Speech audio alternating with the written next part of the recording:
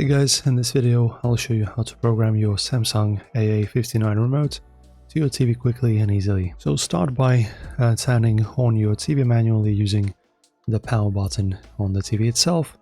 The remote needs the TV on to sync properly. If your Samsung AA59 remote is the original remote that came with your Samsung TV, it usually pairs automatically, but if you're using a universal remote or trying to sync it with another TV brand, you'll need to program it manually. Alright, so you need to press and hold both the TV and power buttons together until the LED light on the remote turns on.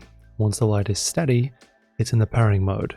And then use the number pad on your remote to enter the correct code for your TV brand. If you're pairing it with a Samsung TV, try these codes.